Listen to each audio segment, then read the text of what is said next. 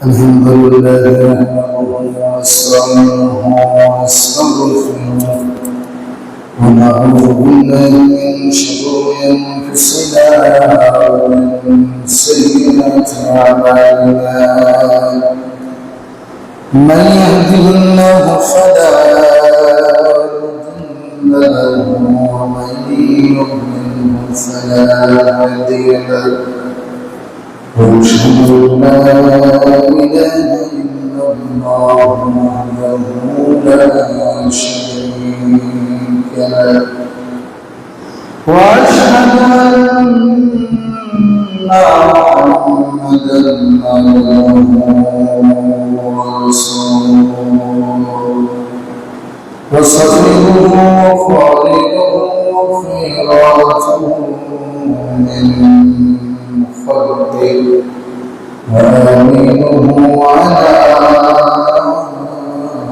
وحيه أرسله ربه رحمة للعالمين وهجة على العباد أجمعين فهدى الله به من الضلالة وعلم به من الجهالة وقر به بعد القلة وأغنى به بعد الليلة فالصلاة والسلام على النبي الأمين وعلى آله وأصحابه أجمعين أما بعد فأعوذ بالله من الشيطان الرجيم بسم الله الرحمن الرحيم وما أرسلناك إلا رحمة للعالمين صدق الله العظيم قال النبي صلى الله عليه وسلم من رضي بالله ربا وبالإسلام دينا وبمحمد صلى الله عليه وسلم نبيا قال النبي صلى الله عليه وسلم أفضل الذكر لا إله إلا الله لا إله إلا الله لا إله إلا الله لا إله إلا الله الله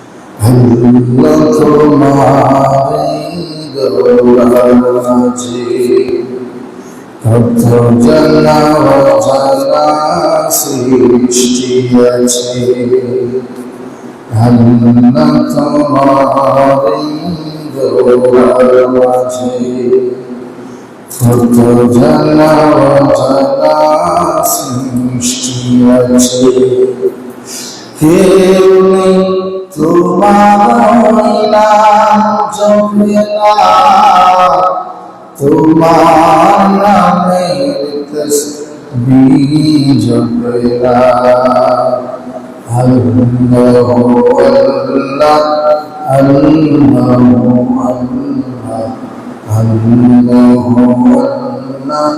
আল্লাহ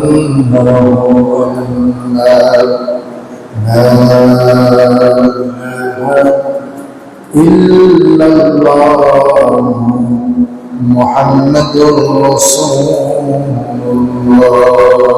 সাল্লাল্লাহু আলাইহি ওয়াসাল্লাম আলহামদুলিল্লাহ আল্লাহ রাব্বুল ইজ্জতের দরবারে আমরা শুকরিয়া জ্ঞাপন করি যে মহানবী সৈয়দুল আইয়াম জুমা বলে তারপর মসজিদে আসা বসার কিছু কথা বলার এবং শোনার তৌফিক দান করেছেন। আমরা সেই মহান নবীর দরবারে নতুন শুকরিয়া জ্ঞাপন করি, আলহামদুলিল্লাহ। সম্মানিত হাজিরিন, পৃথিবীর মধ্যে সর্বশ্রেষ্ঠ স্থান আল্লাহর মসজিদ। আল্লাহ তাআলা আমাদেরকে পৃথিবীর হাজারো ব্যস্ততার মধ্যে থেকে বাছাই করে সাফাই করে পৃথিবীর সর্বশ্রেষ্ঠ স্থান আল্লাহর মসজিদে আসার তৌফিক দান করেছেন। আমরা আবার শুকরিয়া জ্ঞাপন করি, আলহামদুলিল্লাহ। আমরা গত দুই জমা থেকে একটা বিষয় নিয়ে আলোচনা করছি, রাসূল সাল্লাল্লাহু আলাইহি ওয়াসাল্লামের জীবনী। আমরা গত জমা এবং তার পূর্বের জমায় আলোচনা করেছিলাম রাসূল সাল্লাল্লাহু আলাইহি ওয়াসাল্লাম যে বংশে যে স্থানে জন্মগ্রহণ করেছিলেন, কুরাইশ বংশ এবং মক্কার গুরুত্ব এবং ফজিলত আমরা আজকে তার ধারাবাহিকতায় আলোচনা করব ইনশাআল্লাহ। আমরা সূরা আম্বিয়ার 107 নম্বর আয়াত কারিমা তেলাওয়াত করেছি। যে আয়াত কারিমার মধ্যে আল্লাহ রাব্বুল আলামিন আমাদেরকে মেসেজ দিচ্ছেন, ওয়ামা আরসালনাকা ইল্লা রাহমাতাল লিল আলামিন। নবী মুহাম্মদুর রাসূল সাল্লাল্লাহু আলাইহি ওয়াসাল্লামকে আল্লাহ তাআলা বলছেন, হে নবী, আমি আপনাকে ওয়ামা আরসালনাকা ইল্লা রাহমাতাল লিল আলামিন, জগৎ সমূহের রহমত হিসেবে পৃথিবীতে প্রেরণ করেছি। সুবহানাল্লাহ। আল্লাহ তাআলা আমাদের নবীকে জগৎ সমূহের রহমত হিসেবে প্রেরণ করেছেন। আমরা আলোচনা করছিলাম নবী সাল্লাল্লাহু আলাইহি ওয়াসাল্লামের জন্মের পরে নবী সাল্লাল্লাহু আলাইহি ওয়াসাল্লামের দাদা আব্দুল মুত্তালিব নবী সাল্লাল্লাহু আলাইহি ওয়াসাল্লামকে কোলে নিয়ে কাবার চত্বরে গিয়ে শুকরিয়া দান আল্লাহর কৃতজ্ঞতা আদায় করেছিলেন এবং নবীজির নাম রেখেছিলেন মুহাম্মদ। নবীজির নাম রেখেছিলেন মুহাম্মদ। মুহাম্মদ অর্থ হচ্ছে অধিক প্রশংসিত, অধিক প্রশংসিত। আমরা এই পর্যন্ত আলোচনা করেছিলাম। নবী সাল্লাল্লাহু আলাইহি ওয়াসাল্লামের নাম রাখার পরে 7 দিনের মতো নবী সাল্লাল্লাহু আলাইহি ওয়াসাল্লাম তার মা নবীজির মাথায় আমিনার দুধ পান করেছিলেন। তখনকার সময়ের রেওয়াজ অনুযায়ী শিশু সন্তানদেরকে তারা শহরের মধ্যে রাখত না। সন্তান জন্মের পরে তাদেরকে দুধ পান করানো হতো অন্য মহিলা দ্বারা, এবং এক শ্রেণীর মহিলা ছিলেন যারা সন্তানকে দুধ পান করিয়েতেন এবং এটা ছিল তাদের পেশা। প্রথম যেটা হচ্ছে, শহরের মধ্যে ধুলোবালি, শহরের ভাইরাসগুলো ইত্যাদির কারণে সন্তানের স্বাভাবিক যে বিকাশটা, সে বিকাশটা ঘটত না। অনেক রোগ জীবাণু থাকতো শহরে। বর্তমানে ঢাকার মধ্যে যে আমাদের রাজধানী ঢাকার মধ্যে অসংখ্য রোগ জীবাণু আছে না, বায়ু দূষণ, শব্দ দূষণ, তারপরে অনেকগুলো সমস্যা। কিন্তু আমাদের যে সন্তান যারা গ্রাম অঞ্চলে যে সন্তানগুলো, এই সন্তানগুলো টাউনের বাসাদারি সন্তানদের মতো এরা তাদের থেকে যারা সুঠাম দেহের অধিকারী, নিঃসন্দেহে সুঠাম দেহের অধিকারী। কয়েকটা কারণে মক্কা ছিল শহর থেকে সন্তানদেরকে দূরে রাখার জন্য, তাদেরকে শুদ্ধ ভাষা শেখানোর জন্য, সুস্থ সবল এবং সুঠাম দেহের অধিকারী হওয়ার জন্য তারা সেই যুগের রেওয়াজ ছিল, রসমাত ছিল, সন্তানদেরকে দুধ পান করানোর জন্য অন্যত্র তারা দিত। এইরকম একটা সম্প্রদায় ছিল সাদ দিত। তায়েফের একটা সম্প্রদায় ছিল যারা সন্তান লালন পালন করত, সন্তানদেরকে দুধ পান করাতো এবং এটাই ছিল তাদের পেশা। তার ফলে যেই সন্তানকে তারা লালন পালন করত, এই সন্তানের পিতা মাতা তাদেরকে কিছু উপঢৌকন দিতেন, হাদিয়া দিতেন, কিছু টাকা পয়সা পারিশ্রমিক দিতেন, এগুলো দিয়ে তাদের জীবিকা নির্বাহ।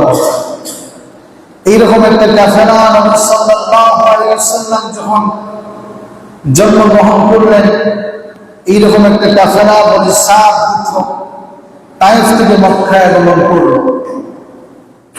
তায়েফ থেকে মক্কায় আগমন করল। বনি সাদ পুত্রের মহিলাগুলো যখন তায়েফ থেকে মক্কায় আগমন করল, সন্তান লাভের জন্য, সন্তানকে, শিশু সন্তানকে দোরপান করানোর জন্য তারা আগমন করল। নবীজির দাদা আব্দুল মুত্তালিব রাস্তার মধ্যে দাঁড়িয়ে তাদেরকে আহ্বান করছেন। প্রত্যেকটা কাফেলার মহিলাদেরকে তিনি ডেকে ডেকে বলছেন, হ্যাঁ মহিলাগুলো, হে যাত্রীগুলো, দুধ পানকারিণীগুলো, এই ঘরের মধ্যে একজন শিশু সন্তান আছে, 3 সন্তান আছে। যদি তোমরা তাকে পছন্দ হয়, তোমরা যদি তাকে পছন্দ হয়, তাহলে এই 3 সন্তানটাকে নিয়ে যেতে পারো, করুণা হলে তাকে নিয়ে যেতে পারো।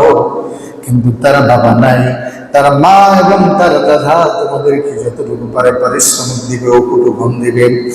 সমস্ত মহিলাগুলো আসলে কিন্তু কেউ নবীজিকে গ্রহণ করে না। কারণ হলো তারা এই সন্তানগুলোর এই দুধ পান করাতে উপটুকুনের আশায়, অর্থ সম্পদের আশায়, কিন্তু নবীজির বাবা নাই। পৃথিবী থেকে তিনি ইতিপূর্বে বিদায় নিয়েছেন। নবীজির যখন শিশু মুহাম্মদকে নিয়ে কেউ তাকে গ্রহণ করলো না, সর্বশেষ একজন মহিলা আসলেন, ভাগ্যবতী মহিলা হযরত হালিমা সাদিয়া আসলেন। সর্বশেষ নবীজির দাদা আব্দুল মুত্তালিব হালিমা সাদিয়াকে লক্ষ্য করে বললেন, ও হালিমা, ও মহিলা, এই ঘরের মধ্যে একজন 3 সন্তান রয়েছে, শিশু রয়েছে, তোমরা যদি করুণা হয় তাকে নিয়ে যেতে পারো। হালিমা সাদিয়া আসলেন। সমস্ত মহিলাগুলো একজন একজন করে শিশু পেয়ে গেল, সন্তান পেয়ে গেল, তারা তাদেরকে দুধ পান করানোর জন্য পেয়ে গেল। কিন্তু হালিমা সাদিয়া কোনো শিশু সন্তান পেলেন না। তিনি চিন্তিত হয়ে গেলেন, ভারাক্রান্ত হয়ে গেলেন। এই যে বিশাল রাস্তা পাড়ি দিয়ে এসেছেন, তায়েফ থেকে মক্কায় এসেছেন, আবার খালি হাতে ফিরে যেতে হবে, কোনো সন্তান পাওয়া গেল না। তার স্বামীর সাথে তিনি পরামর্শ করলেন। স্বামীর সাথে পরামর্শ করে বললেন, আমার স্বামী, অত্যন্ত খালি হাতে যাওয়ার চাইতে এই যে সন্তান শিশু হারা এতিম সন্তানটা আছে, এই সন্তানটাকে আমরা নিয়ে নেই। যদি অত্যন্ত ভালো হয়, দেখতে যদি মায়া লাগে, তাহলে আমরা তাকে নিয়ে নিতে পারি। স্বামী হারিস বললেন, সমস্যা নাই, অত্যন্ত খালি হাতে ফিরে যাওয়ার চাইতে একটা সন্তানকে আমরা নিতে পারি। স্বামীর সাথে পরামর্শ করে হালিমাতুস সাদিয়া নবীজির ঘরে ঢুকলেন।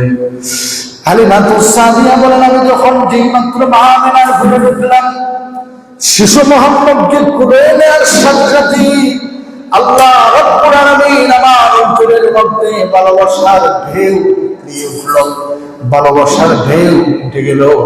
আর আমি দেখলাম আমার হাতের মধ্যে যেন আল্লাহ তাআলা পূর্ণিমার চাঁদ ধরা দিয়েছে। সুবহানাল্লাহ। নবীজির মুখের দিকে যেই মাত্র হালিমাতুস সাদিয়া দেখালেন, ভালোবাসা বৃদ্ধি পেয়ে গেল। নবীজির মুহাম্মদকে নিয়ে হালিমাতুস সাদিয়া রওনা দিলেন, কাফেলার মধ্যে গেলেন। কাফেলার মধ্যে যাওয়ার পরে তার সাথে যেই সন্তান ছিল, একটা শিশু সন্তান ছিলেন, যেই দুধ পান করানোর জন্য নবীজির দুধবাই সারাটা রাত্রি তিনি ঘুমাতে দেন নাই মা বাবাকে। এই সন্তানটা দুর্ভিক্ষ দেখা দিয়েছিল, তখন দুর্ভিক্ষের কারণে, অনাহারের কারণে হালিমাতুস সাদিয়া বলেন, আমার স্তনের মধ্যে কোনো দুধ নাই, সারাটা রাত্রি আমরা ঘুমাতে পারি নাই। শিশু সন্তান খাবার না খাওয়ার কারণে, দুধ না পাওয়ার কারণে সারাটা রাত্রি কান্নাকাটি করেছিল। আমি আর আমার স্বামী ঘুমাতে পারি নাই। আমরা যখন মুহাম্মদকে খুলে নিলাম, আল্লাহ রাব্বুল আলামিন আমার স্তনের মধ্যে বারাকা দান করলেন।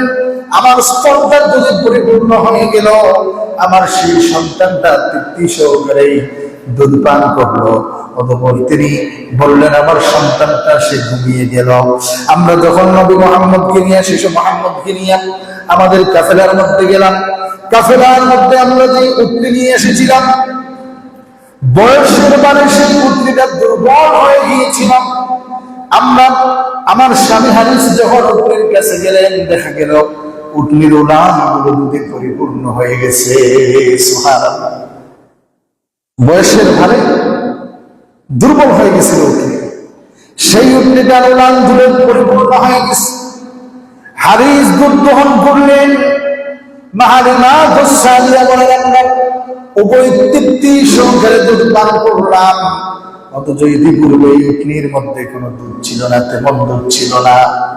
হারিস তখন আমাকে লক্ষ্য করে বলতে লাগলেন, ও হালিমা দুঃসাদিয়া, আমার মনে হয় আমরা এমন করলাম না, বরকতপূর্ণ একটা শিশু পেয়েছি। আল্লাহ রাব্বুল আলামিন এই সন্তানের মধ্যে আমাদেরকে করুণা দান করলেন। আমার হাজিরিন, হালিমা দুঃসাদিয়ার কাফেলা যখন রওনা দিল, তায়েফের দিকে রওনা দিল। হালিমা দুঃসাদিয়া তিনি বলছেন, আমরা যে উটনির মধ্যে যে গাদিটা ছিল তার পিঠের মধ্যে বল করে আমি আসছিলাম।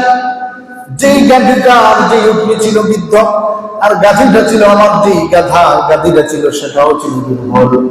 সমস্ত রাস্তা আসার সময় কাফেলাগুলোর মানুষগুলোর জন্য আমি বিরক্তের কারণ হয়ে গিয়েছিলাম, কারণ আমার বাহনগুলো চলতে পারছিল না, তারা দুর্বল। বারবার আমার কাফেলার মানুষগুলো আমার জন্য অপেক্ষা করতে লাগলাম। কিছু দূর যাওয়ার পরে তারা যাত্রা বিরতি করতে আমাকে সঙ্গে নেওয়ার জন্য। এইভাবে আমি তাদের জন্য দুষ্কৃতি, তাদের জন্য বোঝা হয়ে গেলাম, কাফেলার জন্য বোঝা হয়ে গেলাম। কিন্তু যেই মাত্র আমরা মুহাম্মদকে নিয়ে, শিশু মুহাম্মদকে নিয়ে আমরা এই গাধাটার উপরে উঠলাম, মনে হলো যে এই গাধাটা লাল ঘোড়া উত্তোলন করিয়া মনের আনন্দে তায়েফের দিকে রওনা দিল। কাফেলার মানুষগুলো বারবার আমাকে ডাক দিয়ে দিয়ে বলতে লাগলো, ও হারিসের কন্যা সাদিয়া, ও হারিসের কন্যা হালিমা, একটু থামো। তোমার কি সেই বাহন নয় যেই বাহনের জন্য তুমি আমাদের সাথে আসছিলা? কিন্তু এখন তোমার বাহনের মধ্যে আমরা পরিবর্তন লক্ষ্য করছি, তোমার বাহনের মধ্যে পরিবর্তন লক্ষ্য করছি। আমার বন্ধুগণ, আমার হাজিরিন, এই বাহনটাই গাধাটা তার মনের আনন্দের কারণ হলো তার পিঠের মধ্যে যাকে বহন করছে তিনি হলেন রাহমাতুল লিল আলামিন, দুজাহানের বাদশা রহমতুল্লিল আলামিনকে বহন করছে। মনের আনন্দে সেই গাদিটা হলদে, সেই গাদিটা ঘোড়া রূপ ধারণ করে ফেলেছে। সুবহানাল্লাহ। হযরত হালিমা সাদিয়া বলেন, আমরা যখন শিশু মুহাম্মদকে নিয়ে আমাদের কাফেলায় গেলাম, তখন আল্লাহ রাব্বুল আলামিন আমাদের, আল্লাহু আকবার, গাছের মধ্যে ফলন বৃদ্ধি পেয়ে গেল, কূপের মধ্যে পানি বৃদ্ধি পেয়ে গেল, গাছের মধ্যে ফলন বৃদ্ধি পেয়ে গেল, চারণভূমিতে গাছ বৃদ্ধি পেয়ে গেল। আমাদের উটগুলো আর গাধাগুলো, উটগুলো আর দুম্বাগুলো, ছাগলগুলোর মধ্যে আল্লাহ তাআলা বারাকা দান করলেন, তাদের দুধ বৃদ্ধি পেয়ে গেল। নবীজিকে নিয়ে, শিশু মুহাম্মদকে নিয়ে যখন হালিমা সাদিয়ার একজন কন্যা, তার নাম ছিল সাইবা, দুধ খাচ্ছে আর মনের আনন্দে তিনি কবিতা আবৃত্তি করছেন। আমার নবীজিকে নিয়ে যখন তারা বাড়িতে গেলেন, সব কিছুর মধ্যে আল্লাহ বারাকা দান করে দিলেন। সুবহানাল্লাহ। 2 বছর হালিমা সাদিয়া নবীজিকে সেখানে রাখলেন। সেই যুগের সিস্টেম ছিল 2 বছর তারা দুধ পান করাতেন। কিন্তু তিনি যখন নিয়ে আসলেন, আবার তার মনের যে বিষয়টা, এই মুহাম্মদের কারণে তার হালিমা সাদিয়ার পরিবারের সচ্ছলতা ফিরে এসেছে। আল্লাহ রাব্বুল আলামিন বারাকা দান করেছেন। যেখানেই যে অবস্থায় দেখা যায় সবকিছু বারাকা। তিনি নবীজির মাথার কাছে, মা আমেনার কাছে অনুরোধ করলেন যে মুহাম্মদকে আমাদের কাছে আবার দিয়ে দাও। তিনি আবার দিয়ে দিলেন। সেখানে নবীজি 6 বছর রইলেন। আমার হাজিরিন, নবী সাল্লাল্লাহু আলাইহি সাল্লাম যখন হালিমা সাদিয়ার কাছে 6 বছর থাকলেন, তারপরে সিনাসাক হলো। একটা ঘটনা যে সিনাসাক হওয়ার কারণে, অর্থাৎ এই যে সিনাটা এইভাবে কাটার পরে যে জিবরাইল আলাইহিস সালাম নবীজির কলিজা এবং নবীজির অনেক কিছু জমজম কূপের মাধ্যমে, কূপের পানি দিয়ে এগুলো দ্রুত করেছিলেন। এই অবস্থা দেখার পরে সঙ্গী সাথী যারা ছিলেন নবীজি, তারা গিয়ে দৌড়াতে গিয়ে বলতে লাগলো যে হালিমা সাদিয়া, এই অবস্থা, তোমার সন্তান মুহাম্মদকে এই অবস্থা হয়েছে। তিনি ভীত সন্তুষ্ট হয়ে গেলেন, নবীজিকে আবার নিয়ে আসলেন তার মার কাছে 6 বছর বয়সে। তখন নবী সাল্লাল্লাহু আলাইহি সাল্লাম 6 বছর বয়সে মার কাছে যখন আসলেন, তিনি একদিন মা বললেন যে তোমার বাবাকে বাবার কবর দেখানোর জন্য নিয়ে গেলেন মদিনায়। নবী সাল্লাল্লাহু আলাইহি সাল্লাম জন্মের পূর্বেই বাবা মারা গেলেন। 6 বছর বয়সে যখন মা এবং দাদা আব্দুল মুত্তালিব, হালিমাতুস সাদিয়া এবং আরেকজন দাসী সহ তারা মদিনায় গেলেন। মদিনা ছিল হালিমাতুস সাদিয়ার বাড়ি। সেখানে তারা 1 মাস থাকার পরে যখন আসছিলেন আরওয়া নামক স্থানে, নবীজির পিতার কবর জিয়ারত করার পরে আরওয়া নামক স্থানে আসার পরে হালিমাতুস সাদিয়া সেখানে ইন্তেকাল করলেন। তাহলে দেখা গেল নবীজি এই মুহূর্তে বাবাও নাই, মাও নাই। পৃথিবীতে আল্লাহ রাব্বুল আলামিন, আল্লাহু আকবার, নবীজিকে এতিম করে পাঠালেন। এই মুহূর্তে নবীজির বাবাও নাই, মাও নাই। নবীজির লালন পালন যিনি বরণ পোষণ করছেন তিনি হচ্ছেন দাদা আব্দুল মুত্তালিব। দাদা আব্দুল মুত্তালিব আবার নবীজির যখন বয়স 8 বছর 2 মাস 10 দিন, সেই সময় আব্দুল মুত্তালিব তিনিও ইন্তেকাল করলেন।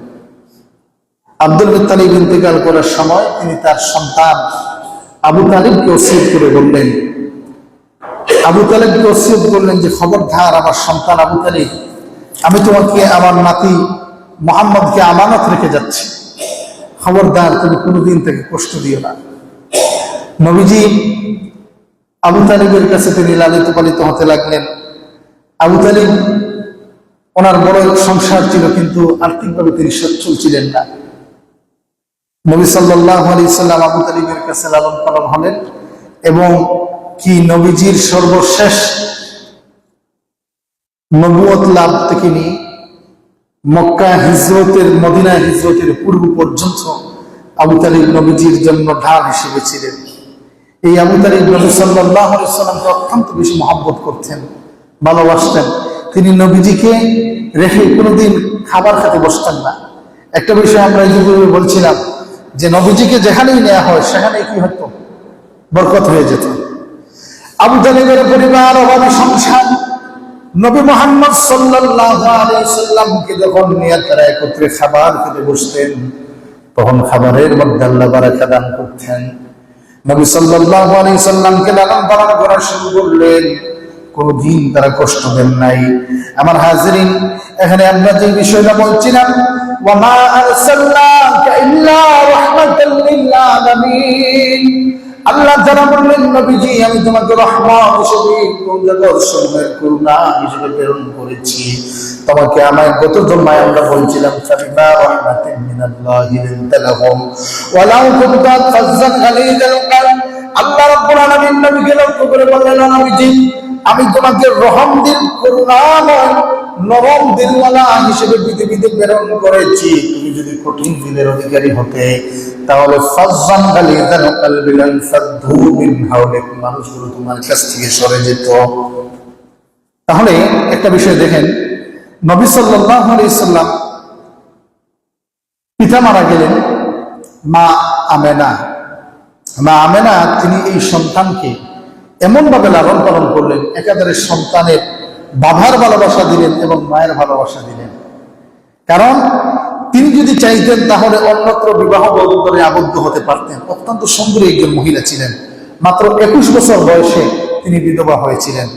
দেখেন একটা বিষয়, 21 বছরের একটা মেয়ে শুধুমাত্র একটা সন্তানের দিকে তাকিয়ে অন্যত্র বিবাহ বন্ধনে আবদ্ধ হন নাই। সুবহানাল্লাহ। এই মহিলা, এই মেয়ে, এই সন্তানটাকে কতটুকু ভালোবাসছিলেন, তার জীবনের সবটুকু উজাড় করে দিয়ে ভালোবাসছিলেন মুহাম্মদ সাল্লাল্লাহু আলাইহি সাল্লামকে। একাধারে তিনি বাবার ভালোবাসা দিলেন, মায়ের স্নেহ দিলেন। আবার যখন নবীজি দুধ মা হালিমাতুস সাদিয়ার বাড়িতে ছিলেন, নবীজিকে হালিমাতুস সাদিয়ার স্বামী ছিলেন হারেস, তিনিও সন্তানের মতো লালন পালন করলেন। হালিমাতুস সাদিয়া নবীকে ভালোবাসলেন। আবার হালিমাতুস সাদিয়ার একজন বড় মেয়ে ছিল, তার নাম ছিল সায়মাও নবীকে অত্যন্ত বেশি ভালোবাসতেন। কতজন মানুষ, অনেক মানুষ একজন মানুষের ভালোবাসে, ঠিকই না? স্বাভাবিকভাবে দেখবেন আপনার সন্তান শুধুমাত্র আপনিই ভালোবাসেন বা এইভাবে প্রয়োজন, কিন্তু নবী সাল্লাল্লাহু আলাইহি সাল্লামের বাবা নাই, এতিম সন্তান হিসেবে অন্য সবাই স্মৃতি, ভালোবাসা, মহব্বত, ভালোবাসা বেশি নিন্দা নাই, বেশি। কিন্তু আপনি শুধুমাত্র আপনি একাই ভালোবাসেন বা আপনার যে ভাই, এইরকম কয়েকজন, কিন্তু নবী সাল্লাল্লাহু আলাইহি সাল্লামের বাবা নাই, মা নাই, এর কারণে অনেক মানুষ সবাই কিন্তু তারা নবীজির প্রতি ভালোবাসা বেশি।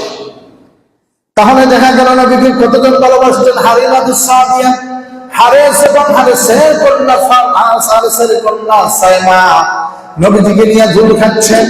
কবি বলেন মরুভূমি, কবি বলেন যাযাবর বালিকা, সে কি তা জানে কাকে নিয়ে দুল খায়, সে কি জানে।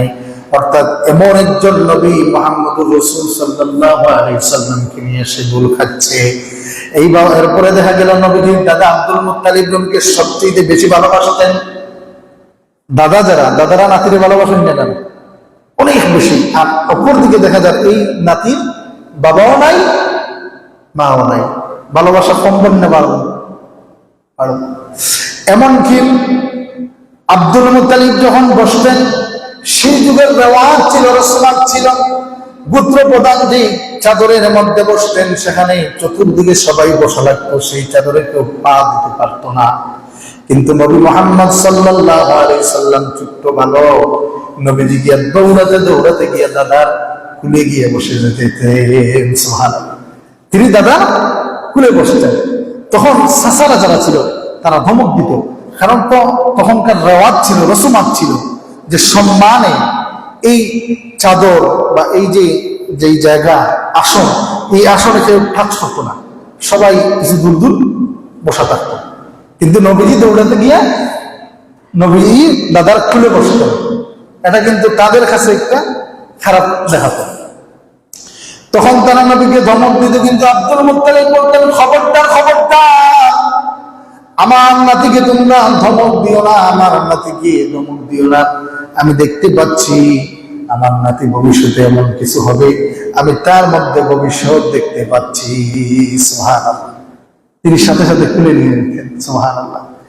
তাহলে দাদা আব্দুল মুত্তালিব এবং নবীজির দাদি ছিলেন, তার নাম ছিল ফাতেমা।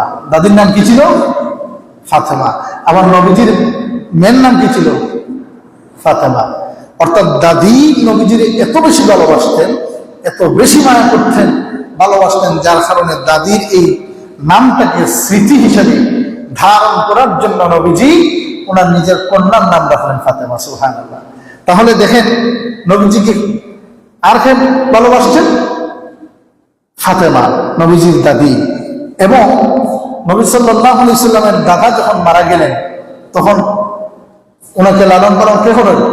আব্দুল মুত্তালিব, আবু তালিব, নবীজির দাদা আবু তালিব। আবু তালিব তিনিও ভালোবাসছেন। আবু তালিবের আরো সন্তান এখন ছিলেন, তারাও নবীকে ভালোবাসছেন। আবার আবু তালিবের কি ছিলেন? স্ত্রী ছিলেন। এইভাবে অনেক মানুষের ভালোবাসা পাওয়ার কারণে নবীজির দিলটা, নবীজির মনটা অটোমেটিকলি কি হয়ে গিয়েছিল? নরম হয়ে গিয়েছিল। যার কারণে আল্লাহ রাব্বুল আলামিন কুরআনে বলছেন, ফাবিমা রাহমাতিন মিনাল্লাহি লিনতা লাহুম। ও নবীজি, আমি তোমাকে নরম দিলওয়ালা হিসেবে পৃথিবীতে প্রেরণ করেছি। ফাজ্জান গালিদাল কলবি লানফাদু মিন হাওলিক। নবীজি, আপনার যদি কঠিন দিলের অধিকারী হতেন তাহলে মানুষগুলো আপনার কাছ থেকে সরে যেত। তাহলে দেখা গেল নবীজির দাদা মারা গেলেন, এই মুহূর্তে নবীজিকে লালন পালন করছেন আবু তালিব। আবু তালিব নবীজির যখন বয়স হলো 10 বছর 12 বছর যখন বয়স হলো, তখন আবু তালিবের সাথে তিনি পরিবারকে সহযোগিতা করার জন্য সিরিয়া সফরে গেলেন বাণিজ্য কাফেলা নিয়ে। সেই প্রতিমধ্যে বাহিরা নামক একজন পাদ্রী, যার গির্জা ছিল বাহিরা, এই রাস্তা অতিক্রম করতে এই গির্জাটা মানে খ্রিস্টানদের যে বড় যারা ধর্মীয় যারা নেতা বা তাদেরকে পাদ্রী বলা হয়, এই গির্জার মধ্যে একজন পাদ্রী ছিল, তার নাম ছিল বাহিরা। এই বাহিরা পাদ্রী সেখানে থাকতো, তিনি ঘর থেকে বের হতেন না। কিন্তু যেই দিন কাফেলার মধ্যে নবীজি শিশু মুহাম্মদ এই কাফেলার মধ্যে সিরিয়ায় যাচ্ছে বাণিজ্য কাফেলা নিয়ে, এই কাফেলার গতিবিধি লক্ষ্য করিয়া তিনি বুঝতে পারলেন এই কাফেলার মধ্যে আখেরি নবী জনাবে মুহাম্মদুর রাসূল সাল্লাল্লাহু আলাইহি সাল্লাম এই কাফেলার মধ্যে আছে। সুবহানাল্লাহ। এই বাহিরা তিনি সমস্ত কাফেলার মানুষদেরকে তিনি আমন্ত্রণ জানালেন, আহার করাবেন, আপ্যায়ন করানোর জন্য আমন্ত্রণ জানালেন। সবাই সেই আমন্ত্রণে সাড়া দিল, কিন্তু নবীজি গেলেন না। নবীজি একটা গাছের নিচে ছায়ার মধ্যে বসা রইলেন। বাহিরা সবাইকে তিনি দেখছেন, কিন্তু যার জন্য তিনি আমন্ত্রণ জানালেন তিনি তো নাই। বাহিরা বারবার বলছে, তোমাদের মধ্যে তো আমি, সবাই তো তোমরা আসো নাই, সবাই তো আসো নাই। আর নবী তো ছোট মানুষ, মাত্র 12 বছরের একটা বালক। তখন তারা সবাই গেছে, আর নবীজি তিনি নিজেও তিনি আর যান নাই। তখন সেই বাহিরা বলছে, তোমাদের মধ্যে আমি যে দেখছি তোমরা সবাই আসো নাই। বারবার পিড়াপিড়ি করার পরে তারা বললো, হ্যাঁ আমাদের মধ্যে তো একজন বালক দেখছি না অনুপস্থিত, সে তো আব্দুল্লাহ সর্দার মোহাম্মদ। তখন নবী সাল্লাল্লাহু আলাইহি সাল্লামকে নিয়ে আসা হলো। বাহিরা কিন্তু মূলত এই নবীর জন্য কি করেছিলেন, এই আয়োজন করছেন। নবী সাল্লাল্লাহু আলাইহি সাল্লাম যখন আহার গ্রহণ করছেন, নবীজির চাঞ্চল্য দেখিয়া, নবীজির খাবার দেখিয়া, নবীজির এই চাঞ্চল্য অভ্যাসগুলো দেখিয়া বাহিরা আর বুঝতে বাকি নাই ইনি হলেন আখেরি নবী জনাবে মুহাম্মদুর রাসূল সাল্লাল্লাহু আলাইহি সাল্লাম। বাহিরা তখন নবীজিকে প্রশ্ন করলেন, লাত এবং উজ্জার কসম দিয়ান। আরব যে আরব মক্কার মুশরিকরা লাত, মানাত, হুবল, উজ্জা এগুলো তাদের দেবতা আছে। এগুলো তাদের কি আছে? দেবতা। লাত, মানাত, হুবল, উজ্জা এগুলো দেবতা আছে। তখন বাহিরা নবীকে উজ্জা আর উজ্জা, লাত এবং মানাতের উজ্জার কসম দিয়ে তিনি প্রশ্ন করলেন, মুহাম্মদ আমি তোমাকে কয়েকটা প্রশ্ন করতে চাই। তিনি যে মাত্র উজ্জার কসম দিলেন, সাথে সাথে নবীজি তার প্রতিবাদ জানালেন। আমার হাজিরিন দেখেন, মাত্র 12 বছরের বালক নবীজি সাথে সাথে প্রতিবাদ জানালেন। বাহিরাকে বললেন, তুমি খবরদার খবরদার লাত, মানাতার, হুবল আর উজ্জার নামে কোন কসম দিয়ে আমাকে প্রশ্ন করবা না। আমাকে যদি প্রশ্ন করতে হয় তাহলে প্রশ্ন করবা আল্লাহর নামে কসম দিয়া। সুবহানাল্লাহ। বয়স কত? 12 বছর। অন্যায়ের প্রতিবাদ কিভাবে করা লাগে নবীজির এই জীবন থেকে দেখেন। মাত্র 12 বছরের বালক, তিনি সাথে সাথে প্রতিবাদ করছেন, খবরদার আমাকে লাত, মানাত, উজ্জার কসম দিয়ে কোনো প্রশ্ন করবা না। অতঃপর বাহিরা তিনি নবীকে প্রশ্ন করলেন, আল্লাহর কসম দিয়ে কিছু প্রশ্ন করলেন। নবীজি প্রশ্নের আনসার করে দিলেন।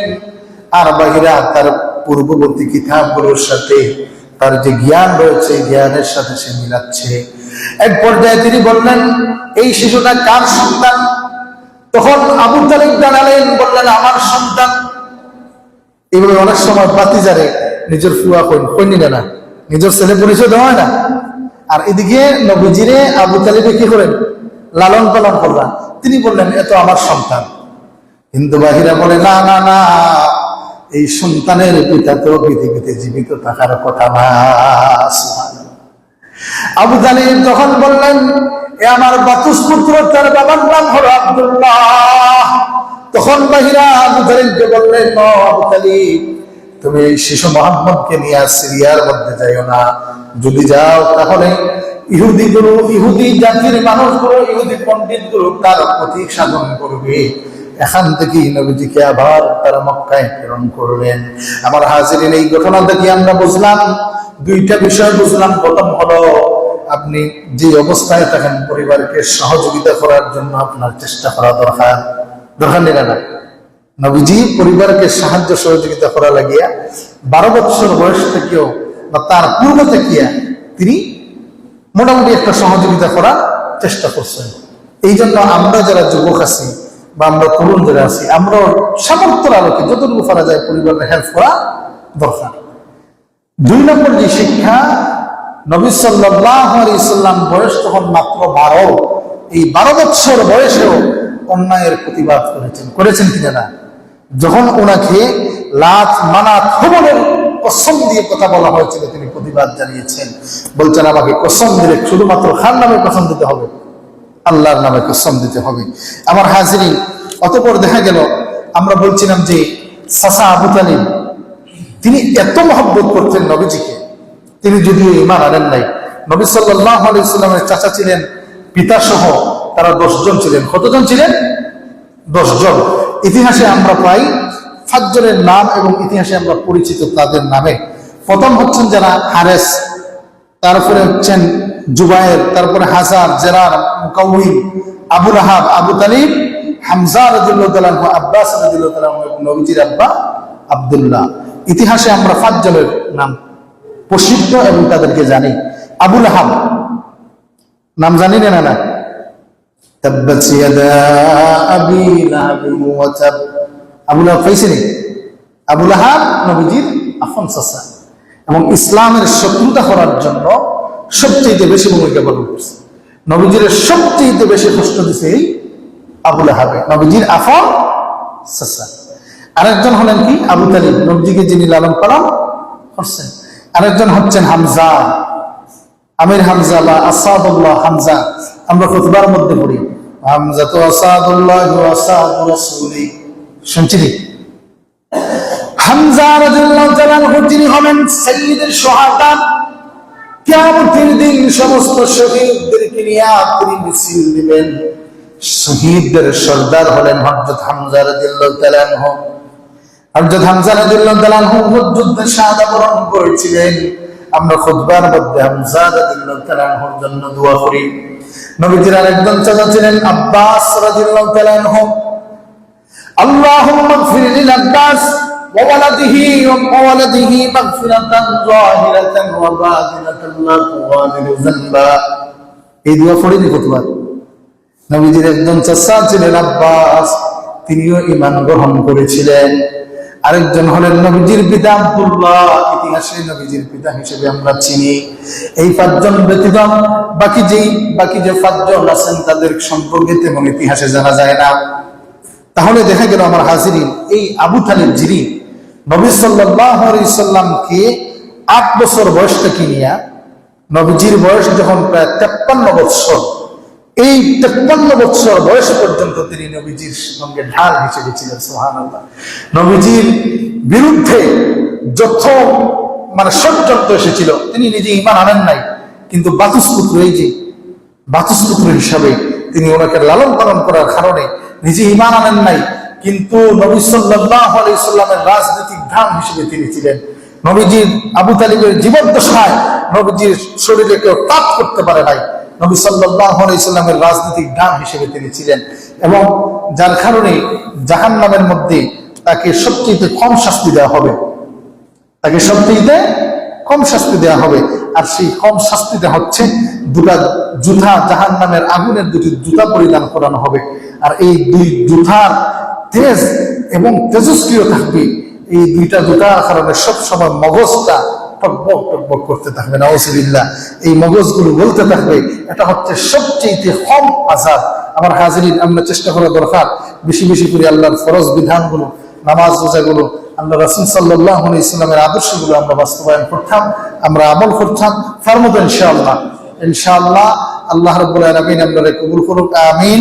ওয়া আখিরু দাওয়ানা আলহামদুলিল্লাহি রাব্বিল আলামিন। সাল্লাল্লাহু আলা সাইয়্যিদিনা মাওলানা মুহাম্মদ وعلى آله وصحبه وسلم. الحمد لله. ربنا آتنا في الدنيا حسنة وفي الآخرة حسنة وقنا عذاب النار. ربنا لا تزغ قلوبنا بعد إذ هديتنا وهب لنا من لدنك رحمة إنك أنت الوهاب. آمين.